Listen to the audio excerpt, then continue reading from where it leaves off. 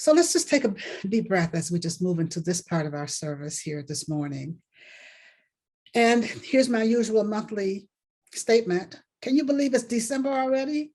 Another month has passed and we are continuing to move forward through the end of this year. I can't believe that another month has passed. Time seems to be flying. I heard a term yesterday that I've not heard before, that we've all become zombies. And I think that because we spend so much time on Zoom, that time just passes and we aren't aware that it's passing as quickly as it is, because we are zombies by now. So that's a term that I like. But at any rate, this is December. We are approaching the end of this year, and how exciting is that we are continuing to move forward. We are continuing to evolve. And so the theme for the month of December is celebration time. It's celebration time. I love that. I love that idea. I love that thought. I love that feeling of celebration. It's celebration time. So it's a time for us to celebrate throughout this month. And what we are celebrating during the month of December always is the birth of the Christ consciousness. The birth of the Christ consciousness in each one of us. And that Christ consciousness is a consciousness of unconditional love, the unconditional love that we learn to practice every day of our lives, in every aspect of our lives. And that Christ consciousness, of course, was personified in the man Jesus, whose birthday is celebrated during this time of year. And so this will be our time of celebration throughout this month. And we'll end throughout our lives, but let's just see how it unfolds for each of us throughout this month and in our lives as we go through continuous change and continuous new things, and finding those things that we can celebrate.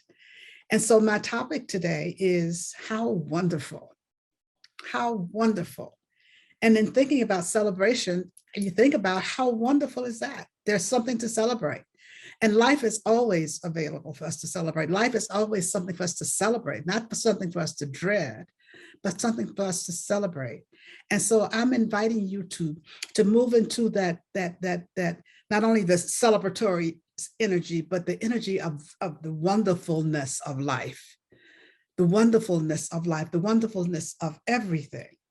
And so just looking at how wonderful and thinking about, the first thing that I think about when in talking about how wonderful, and in talking with you today, is how wonderful it is that we have these of the science of mind. How wonderful it is that we have the teachings, not so much feel-good teachings, as some people call them sometimes. They're not feel-good teachings. They're life teachings for life, for living our lives, teachings for how to live successfully and how to move through life successfully. And we have these teachings that give us a step-by-step process that we do and that we go through to change our consciousness so that we can live in the allness and the fullness of life that we were created to live.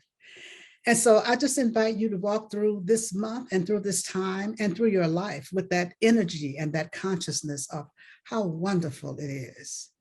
How wonderful it is that I have this step-by-step process. How wonderful it is that I know the truth of my being. How wonderful it is that I know that God is my source.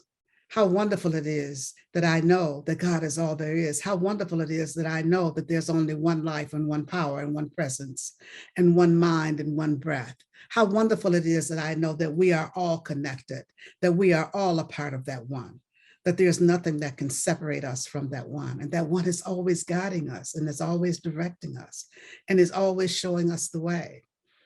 And so just to walk through life knowing that, walk through our lives with that in mind, walk through our lives just keeping that where we are always, it keeps us in a place of being God-inspired and living God-inspired lives rather than fear-induced lives.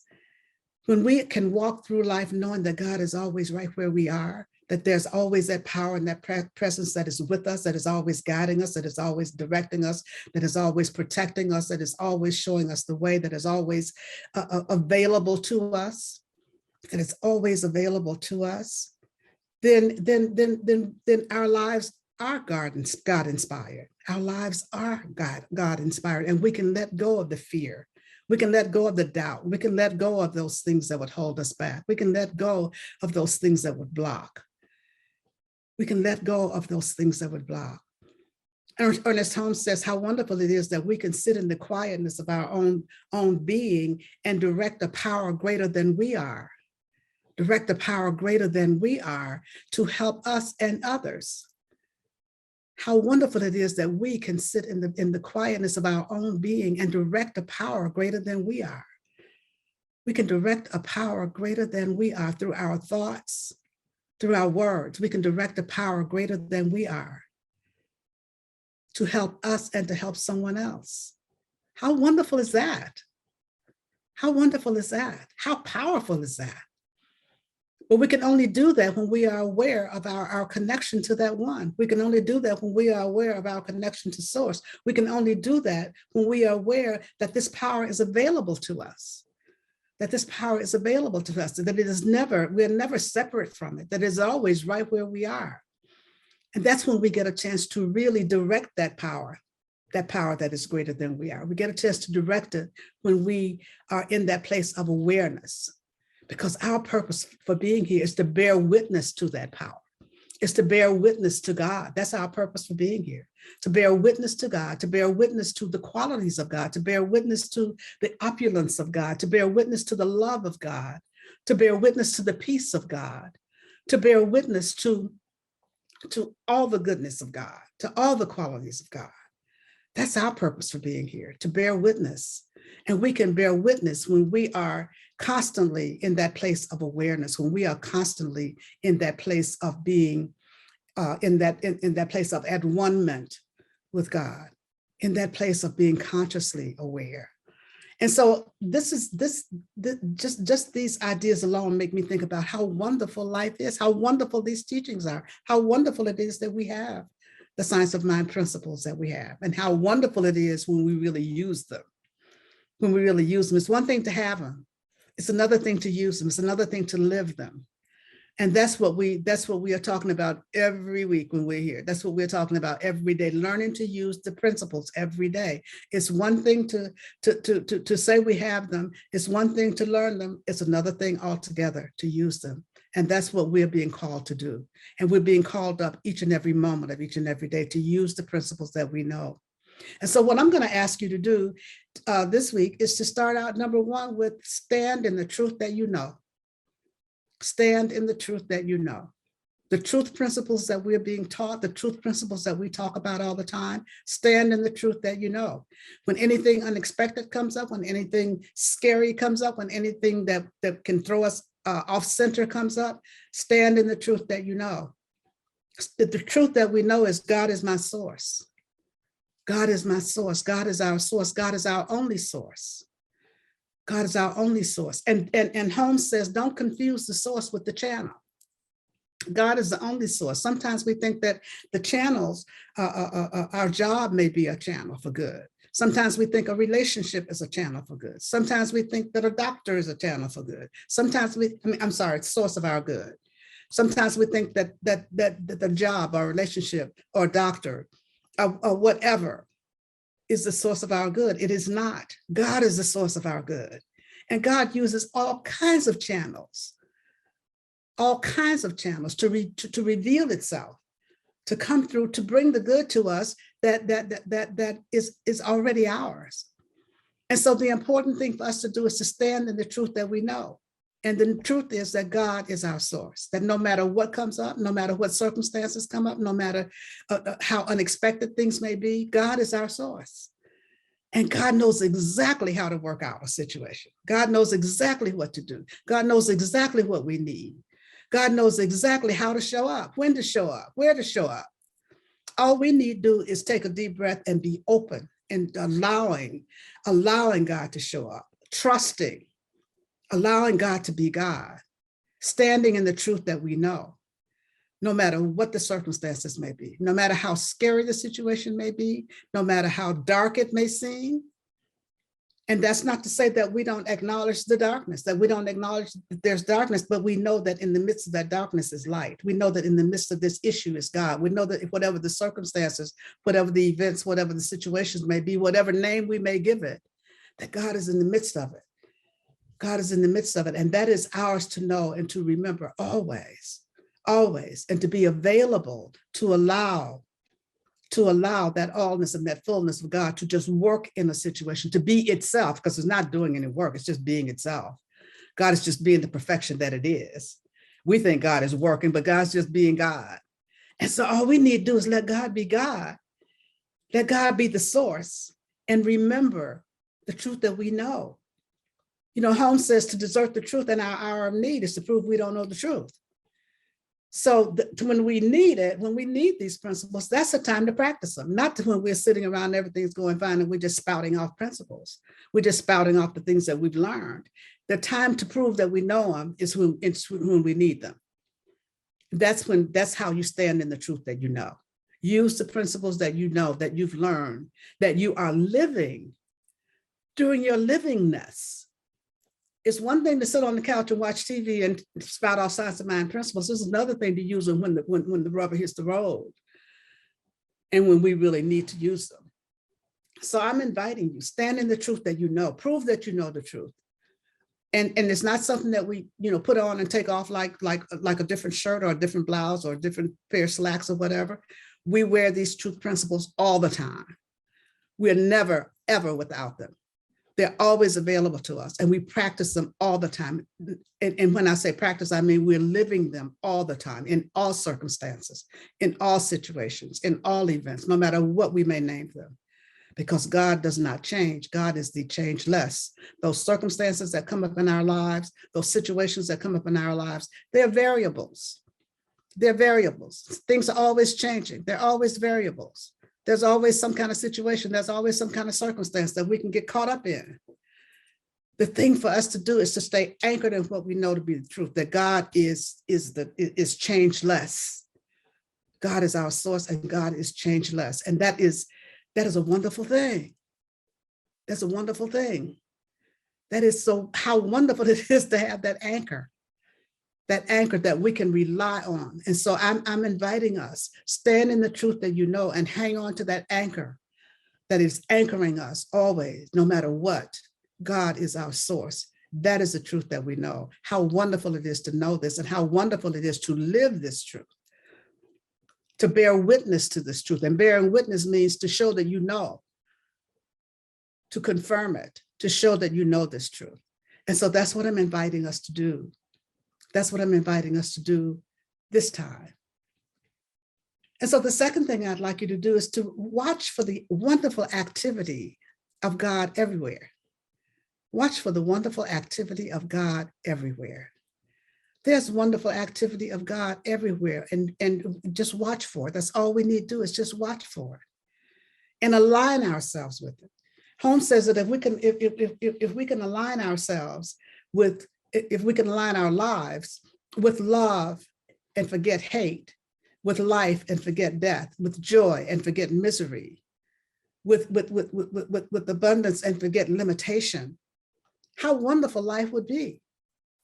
If we can align ourselves with those qualities of God, if we can align our lives with the qualities of God, if we can align our lives with the qualities of God, then how wonderful things would be.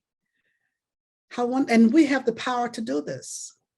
We have the power to do this, just watching for the wonderful activities so that we can participate in them. And we participate in them by aligning ourselves with them, And so Holmes also says that we should, that nothing is real unless we make it real. Nothing is real unless we make it real. Nothing can touch us unless we allow it to touch us. Nothing is real unless we make it real. Nothing can touch us unless we allow it to touch us. And he says, refuse to have hurt feelings. Refuse to accept the condemnation of someone else. And begin to believe that you are in your own mentality, believe that you are this wonderful being. You are this wonderful being that was created by God. And that this is not conceit, this is the truth. that we are these wonderful beings that were created by God. And so we can refuse to get caught up in the stuff out there. We can refuse to have our feelings hurt. We can refuse to accept the condemnation of anyone. We can just focus in our own mentality on the wonderful beings that we are, on the wonderful beings that we are, not from a place of conceit, but from a place of truth, because we all are wonderful beings. We all are wonderful beings. And the thing for us to do is to begin to recognize how wonderful we are. Begin to recognize how wonderful we are. Because, you know, when we think about how wonderful God is, then if we are made in the image and likeness and out of God itself, if we're made of God's stuff, then we have to be wonderful beings. We have to be wonderful beings. There's no other way. We have to be wonderful beings. And so being in a place of accepting that for ourselves, being in the place of knowing this truth about ourselves, being in the place of standing in this awareness of this truth is a wonderful thing for us to do. It's a wonderful thing, a wonderful way for us to live. What we have to do is to guard our attention, be guardians of our own attention. Where's our attention? You know, the energy flows where attention goes. So we have to guard our attention always, because there's always some kind of distraction, something to take our minds off the truth, something to take our minds off and our feet off the path, so if you will, something that can keep us distracted. There's always something to distract us. So we have to be fierce guardians of our attention, fierce guardians of our attention. We have to be fierce guardians of our attention because, as I said, there's so many distractions, so many opportunities for us to just go off into la la land, or to go off into never never land, or to go off into one of those lands that we don't want to get caught up in. And there's always some person or some situation or some circumstance or something that can pull us off. But be fierce guardians of our attention. And just know that we're always being guided, we're always being directed, we're always being shown the way. And that there's always wonderful activity of God that is going on everywhere around us. God is just God being God. It's always happening around us. And so let our focus always come back to center. Let our focus always come back to the truth. Let our focus always come back to that wonderful activity, so that we can see, as the reading says, we can look for the good in everything, in every situation, every circumstance, every event. We can see the goodness of God everywhere, the wonderful activity of God everywhere. And then finally, I'd like to invite you to proclaim your own wonderfulness each and every day. Proclaim your own wonderfulness each and every day. Proclaim your own wonderfulness each and every day. You know, back at the beginning of the year when we were talking about expectancy, I'd given you an affirmation about that goes, something wonderful is happening in my life right now. I know it, I sense it, I feel it, and I thank God for it. Something wonderful is happening in my life right now. I know it, I sense it, I feel it. I thank God for it. I hope that you've been using that throughout the year. I hope that you use that frequently. I hope you use it every day. Something wonderful is happening in my life right now. I know it, I sense it, I feel it, and I thank God for it. And you know, that's a wonderful affirmation to continue to use. And you know, another wonderful affirmation that I encourage you to use, and when I became involved in religious science over 45 years ago, it was common for, and Ernest Holmes mentions this also in the Science of Mind textbook, it was common for teachers to have students put their hands on their chest and say, wonderful, wonderful, wonderful me. And just proclaim that over and over, wonderful, wonderful, wonderful me. And take a breath and then say again, wonderful, wonderful, wonderful me. And you know what? This is not from a place of conceit. This is a place this is from a place of truth. because we are wonderful. And so the thinking was in that teaching was to, if when we can proclaim over and over, wonderful, wonderful, wonderful me, then we start to act as if we are wonderful. We start to act as if, and we become that. We become those wonderful beings that we were created to be.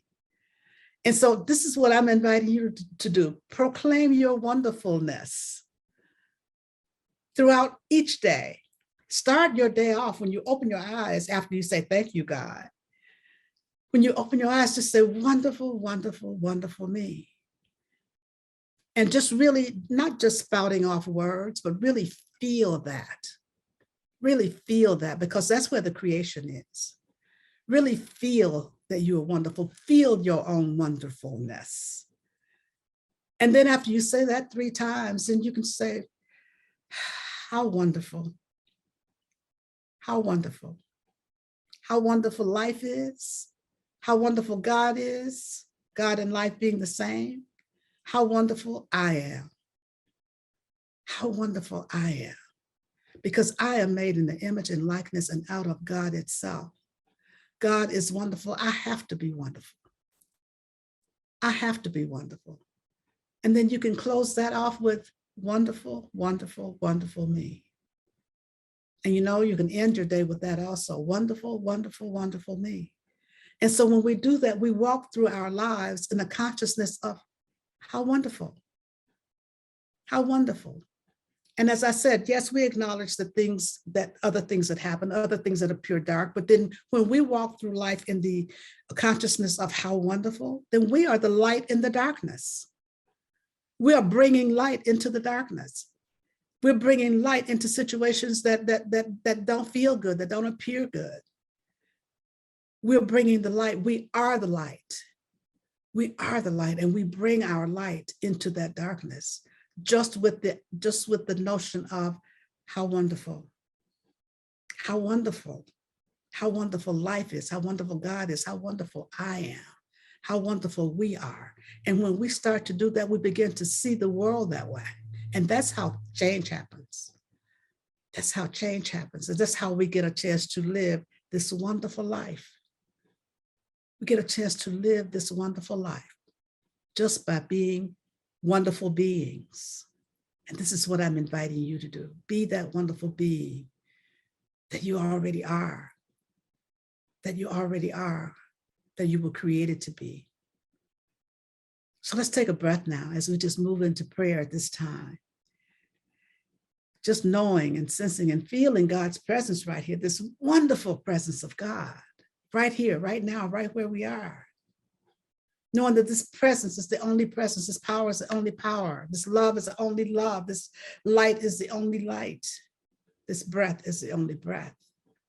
This onlyness is God. This onlyness is my life. This onlyness is the life of each of us here this day. This onlyness is the life of each of us here this day.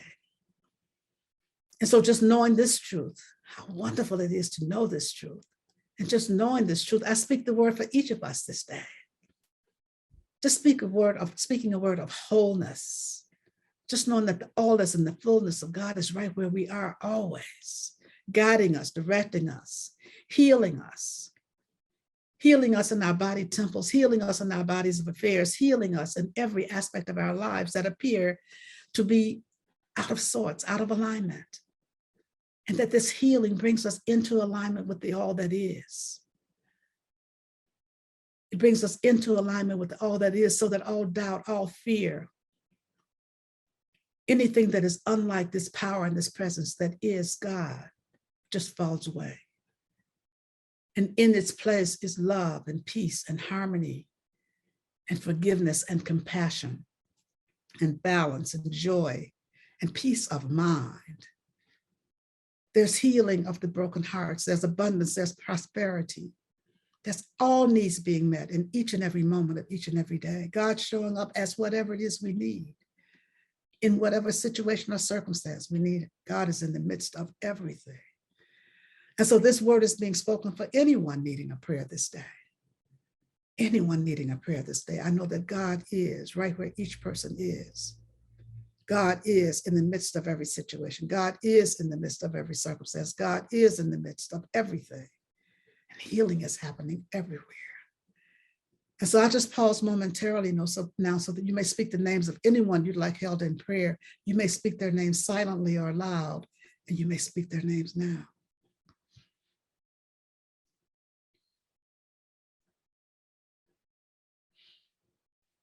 And so for all those whose names were spoken here this day, I know that God is right where each of them is, blessing and keeping them. That God is the strength. God is the courage. God is the power. God is everything that is necessary for the perfect unfolding of each and every life. This word goes out to anyone on this planet needing a prayer this day, knowing that God is in the midst of everything, everywhere. I just give great, great thanks for this wonderful, wonderful opportunity to speak the word for each of us this day. I give great, great thanks for the wonderful manifestation of the word that's being spoken here this day. I know indeed that all is well, for I know indeed that all is God. How wonderful is that? Thank you, God. And so it is.